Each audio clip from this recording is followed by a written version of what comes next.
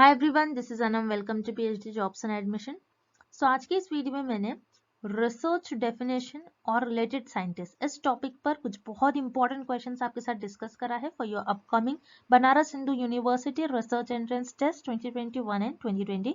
तो जैसे कि मैंने आज की इस वीडियो में रिसर्च की कुछ डेफिनेशन रखी है और उस डेफिनेशन को किस साइंटिस्ट ने कहा था, ये क्वेश्चन आपको एग्जाम में कंपलसरी 1 और 2 क्वेश्चंस आपको पूछे ही जाते हैं। सो अगर आप ये वीडियो को देखते हो तो आप एग्जाम में 2 क्वेश्चंस को इजीली सॉल्व करके आ जाओगे। सो इस जो वीडियो में मैंने यहाँ पर जो क्वेश्चन को यूज करा है, ये बहुत फेमस क्वेश्चन है। ये जनरली एग्जामिनर क्वेश्चन में पूछते ही है आपको आपके रिसर्च एंट्रेंस टेस्ट के लिए।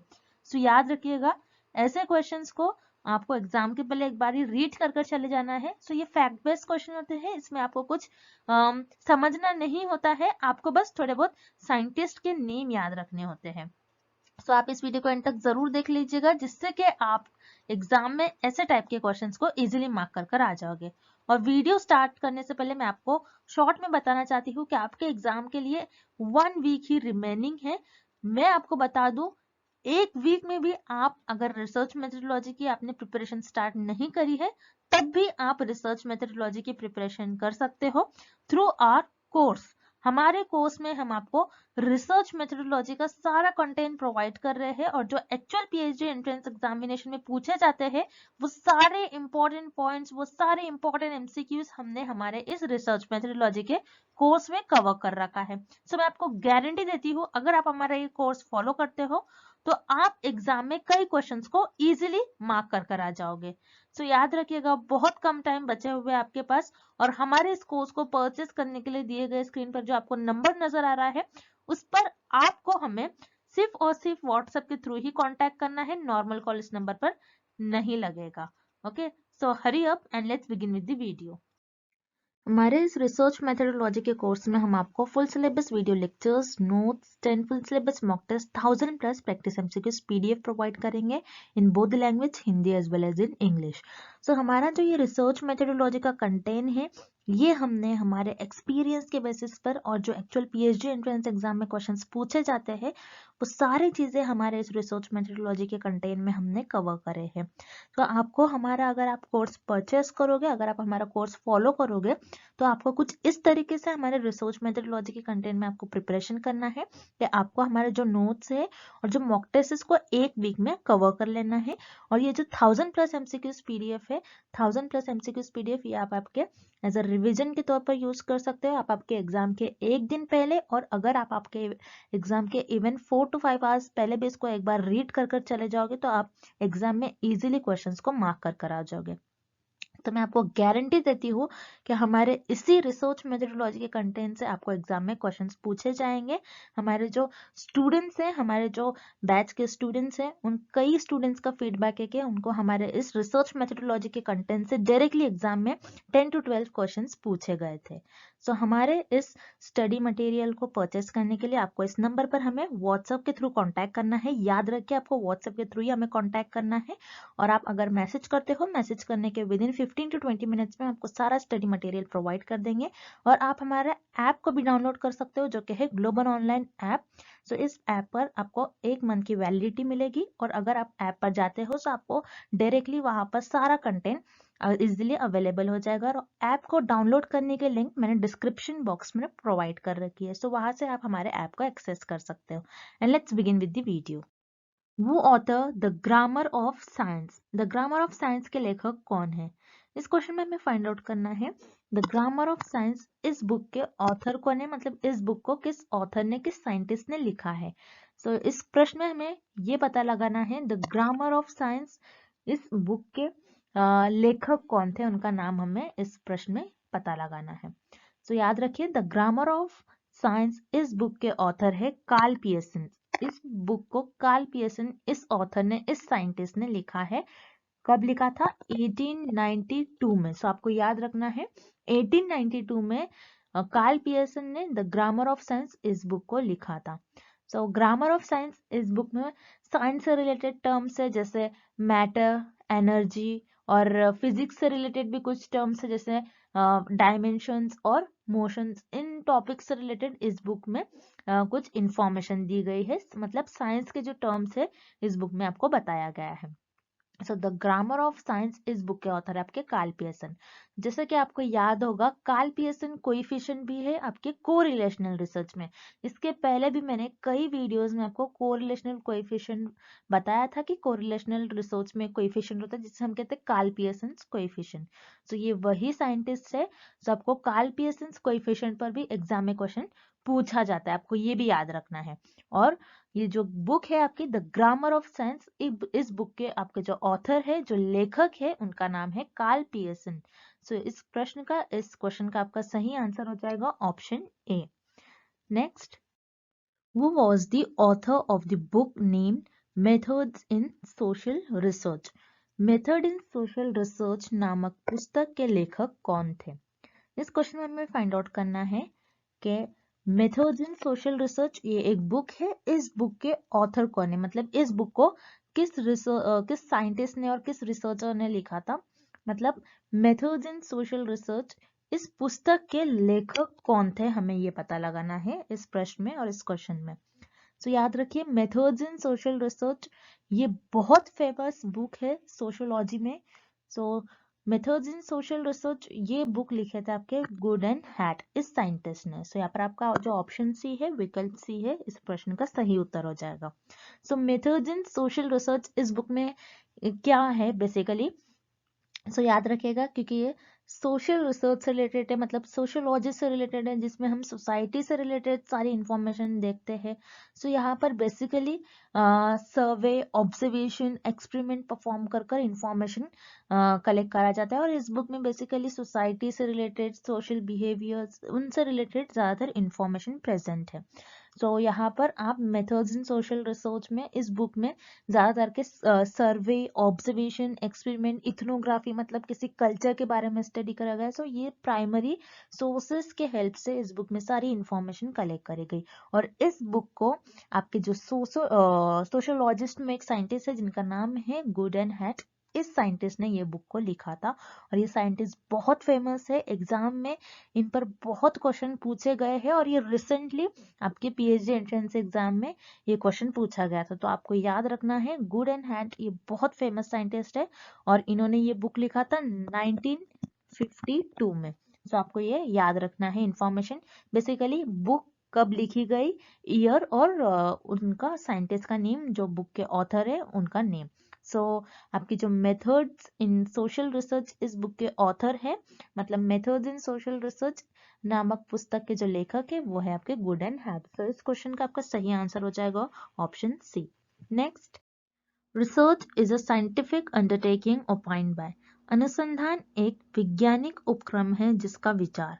इस क्वेश्चन में फाइंड आउट करना है कि रिसर्च जो है आपकी एक साइंटिफिक अंडरटेकिंग है, ये किस रिसर्चर का, ये एक किस साइंटिस्ट का ओपिनियन था। मतलब आपकी जो अनुसंधान है, आपकी जो शोध है, वो एक वैज्ञानिक उपक्रम है, ये किस साइंटिस्ट का विचार था, ये हमें पता लगाना है इस क्वेश्चन में। सो याद रखिए, आपकी जो रिसर्च है, रिसर्च साइंटिफिक अंडरटेकिंग है, ये ओपिनियन आपके यंग इस साइंटिस्ट का था। तो याद रखिए, आप जब भी रिसर्च की डेफिनेशन देखोगे, आप जब भी रिसर्च के कुछ रिलेटेड डेफिनेशंस देखते हो, रिसर्च की डेफिनेशन में आपको पता होना चाहिए, रिसर्च की डेफिनेशन में एक वर्ड कंपलसरी आपको याद रखना है, साइंटिफिक। आप जब भी रिसर्च देखोगे इसमें साइंटिफिक, रिसर्च की डेफिनेशन में साइंटिफिक वर्ड प्रेजेंट होता ही है। क्योंकि अगर हम जब रिसर्च करते हैं, रिसर्च में आपको साइंटिफिक मेथड, साइंटिफिक प्रिंसिपल का यूज करना होता है। आपका जो रिसर्च होना चाहिए उसके पीछे जो लॉजिक होना चाहिए आपके साइंटिफिक प्रिंसिपल पर ही बेस्ड होने चाहिए। आप किसी भी तरीके से आपके रिसर्च में ऐसा नहीं कह सकते हो कि ये साइंटिफिक वे से नहीं है, क्योंकि अगर आप कोई रिसर्च कर रहे हो, उसका जो आप थ्योरी प्रूव कर रहे हो, तो आप अगर प्रूव कर रहे हो तो आपको एक साइंटिफिक प्रिंसिपल पर ही इसको प्रूव करना होता है रिसर्च में। तो याद रखिएगा, रिसर्च में हम साइंटिफिक मेथड, साइंटिफिक प्रिंसिपल का यूज करते हैं और दिस इज वेरी इंपॉर्टेंट। और रिसर्च की डेफिनेशन में भी साइंटिफिक वर्ड जो रहता है वो बहुत इंपॉर्टेंट होता है। तो आपको याद रखना है, रिसर्च जो है एक अंडरटेकिंग है, मतलब रिसर्च में हम एक साइंटिफिक प्रिंसिपल्स और मेथड्स का यूज करते हैं। और ये ओपिनियन आपके साइंटिस्ट का था जिनका नाम है यंग, जिसे हम पीवी यंग कहते हैं। तो इस क्वेश्चन का आपका राइट आंसर हो जाएगा option A, Young. Next, research is an organised and systematic inquiry defined by. अनुसंधान एक संगठित और व्यवस्थित जांच है, किसके द्वारा परिभाषित किया गया है। इस क्वेश्चन में हमें फाइंड आउट करना है कि आपकी जो रिसर्च है, रिसर्च एक ऑर्गेनाइज्ड एंड सिस्टमैटिक इंक्वायरी है। ये एक डेफिनेशन है और इस डेफिनेशन को किस ऑथर ने लिखा है और किस ऑथर की ये डेफिनेशन है। मतलब अनुसंधान एक आपकी संगठित और व्यवस्थित जांच है। सो ये जो परिभाषित है, ये परिभाषित किस रिसर्चर ने, किस साइंटिस्ट ने कहा है, हमें ये पता लगाना है इस क्वेश्चन में। सो याद रखिएगा, research is an organised and systematic inquiry defined by Marshall. तो ये जो डेफिनेशन है आपके मार्शल इस साइंटिस्ट ने दिया था। तो याद रखिएगा, research is an organised. Organised का मतलब होता है सिस्टमैटिक, स्टेप बाय स्टेप एक स्ट्रक्चर फॉलो कर रहे हो आप बेसिकली।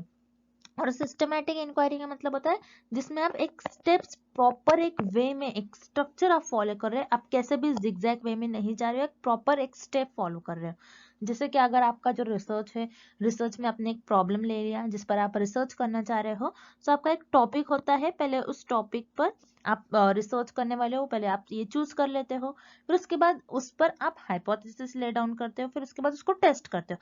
आप डायरेक्टली टेस्ट नहीं करोगे, आप डायरेक्टली अगर आपने टॉपिक चूज कर लिया तो उसके बाद आप इंफॉर्मेशन नहीं कलेक्ट करने जाओगे, आप सैंपल्स ने सिलेक्ट कर लोगे, आप एक सिस्टमैटिक वे में रिसर्च करते हो। क्योंकि रिसर्च जो होती है आपकी एक ऑर्गेनाइज्ड होती है, जिसमें एक स्ट्रक्चर आपको फॉलो करना होता है, आपको प्रॉपर स्टेप्स फॉलो करने होते हैं, एक सिस्टमैटिक वे में आपको रिसर्च को परफॉर्म करनी होती है। अगर जिगजैग वे में रिसर्च फॉलो करोगे, किसी भी तरीके से फॉलो करोगे रिसर्च को जिगजैग मैनर में, तो आप कभी रिसर्च कर ही नहीं पाओगे। क्योंकि रिसर्च जो होता है आपका एक लंबा प्रोसीजर होता है, इसलिए आपको रिसर्च में कुछ स्टेप्स फॉलो करने होते हैं। क्योंकि और रिसर्च जो है आपकी स्ट्रक्चर होती है, आप पहले से डिसाइड कर लेते हो आप आपकी रिसर्च में क्या करने वाले हो, और एक ऑर्गेनाइज्ड वे में आप रिसर्च को परफॉर्म करते हैं, सिस्टमैटिक वे में सारे स्टेप्स को प्रॉपर फॉलो करते हैं।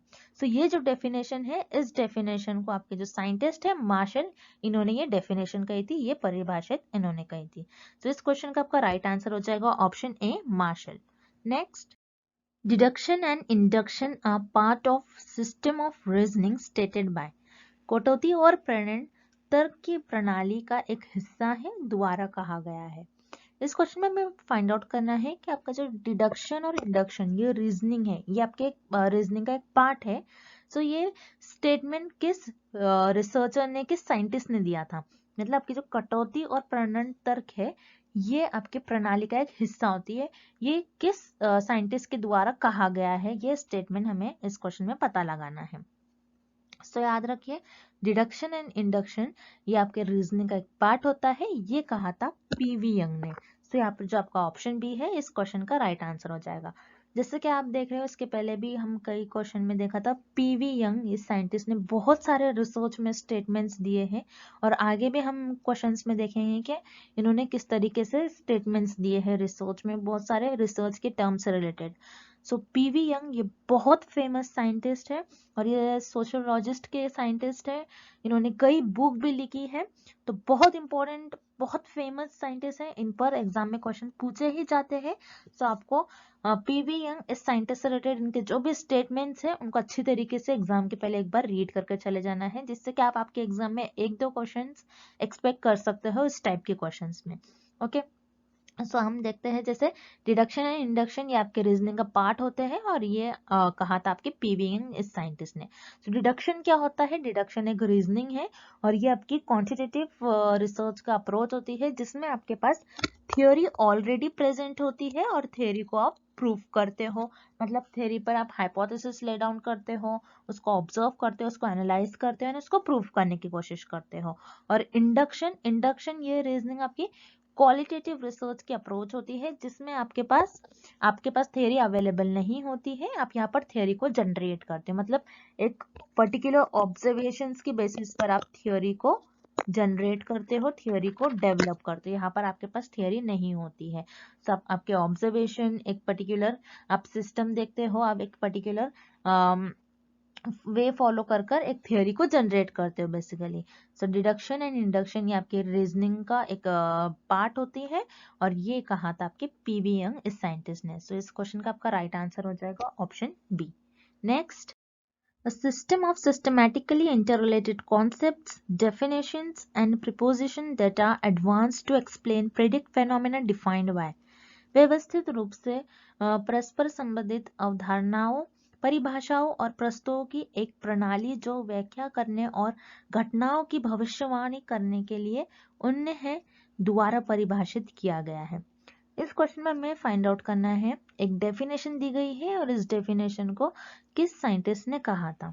सो आप जैसे देख रहे हो ये डेफिनेशन आपकी थ्योरी की डेफिनेशन है, जिसमें थ्योरी क्या होती है आपकी, सिस्टमैटिक इंटररिलेटेड कॉन्सेप्ट्स होते हैं। थ्योरी में आपके कुछ कॉन्सेप्ट्स होते हैं, डेफिनेशन, प्रपोजिशंस, जिसमें आप कोई सपोज करते हैं और इसको एक प्रिडिक्ट के बेसिस पर एक एक्सप्लेन किया जाता है।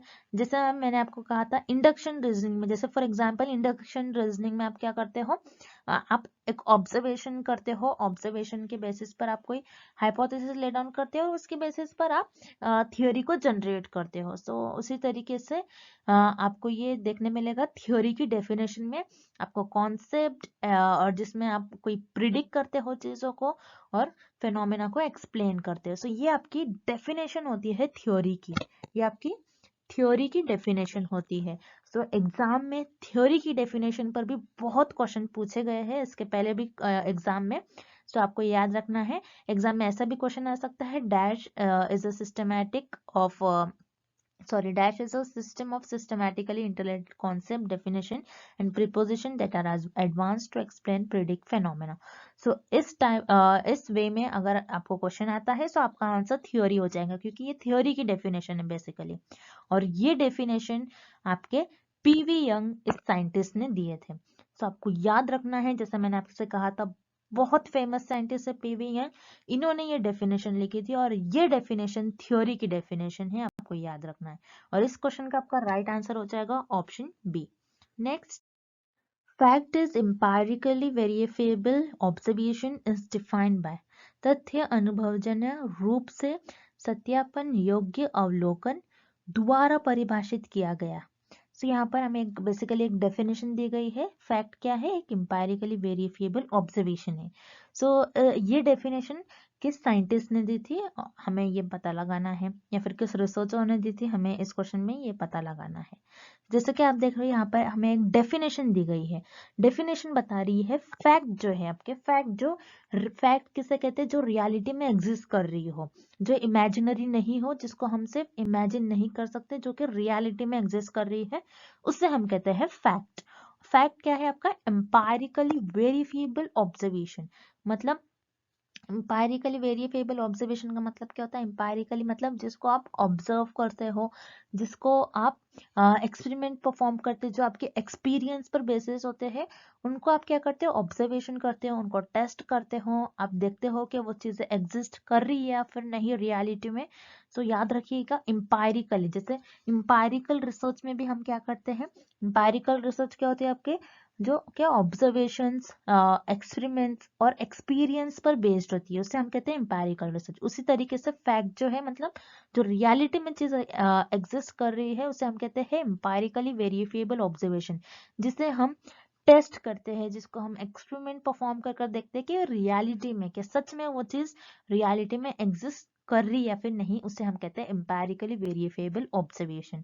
सो याद रखिएगा, fact is a empirically verifiable observation. इस डेफिनेशन को दिए थे आपके साइंटिस्ट ने गुड एंड हैट। सो ये भी बहुत फेमस साइंटिस्ट है, good and hat, PV young, ये दो तीन जो बहुत फेमस साइंटिस्ट है, उनके आपको कुछ स्टेटमेंट्स अगेन याद रखने हैं। और जैसे ये डेफिनेशन आपकी दी थी good and hat in scientist ने, सो यहाँ पर इस क्वेश्चन का आपका राइट आंसर हो जाएगा option A. Next, Which one of the following is authored by L.V. Redman and A.V.H. More? निम्नलिखित में से कौन सी L.V. Redman तथा A.V.H. More की कृति है? इस क्वेश्चन में हमें फाइंड आउट करना है कि दिए गए ऑप्शंस में से हमें जो ऑप्शंस दिए गए हैं, सारे ऑप्शंस में हमें कुछ बुक्स के नेम हमें गिवन है। सो हमें पता लगाना है कि कौन सी बुक ऐसी है जिसको L.V. Redman और A.V.H. More इस साइंटिस्ट ने लिखा है। सो याद रखिएगा, L.V. Redman and A.V.H. More ने जो बुक लिखी है वो बुक है द रोमांस ऑफ रिसर्च। सो यहाँ पर जो आपका ऑप्शन सी है इस क्वेश्चन का राइट आंसर हो जाएगा। सो बहुत इंपॉर्टेंट क्वेश्चन है, और ये बहुत फेमस बुक है, रोमांस ऑफ रिसर्च। ऑब्वियसली ये सब आप सबको याद ही हो जाएगा इसका नाम। और तो आपको याद रखना है, LV Redman and AVH Mory ने ये बुक लिखी है, द रोमांस ऑफ रिसर्च। इस बुक में उन्होंने रिसर्च से रिलेटेड सारी इंफॉर्मेशन बताई कि किस तरीके से रिसर्च को डेवलप किया गया, उसकी अचीवमेंट, रिसर्च में किस किस तरीके से रिसर्च की जाती है, उसके मेथड्स, प्रोसीजर, रिसर्च के व्यू पॉइंट्स, इन्होंने रिसर्च को किस तरीके से करना है वो सारी चीजें इस बुक में कवर करी है।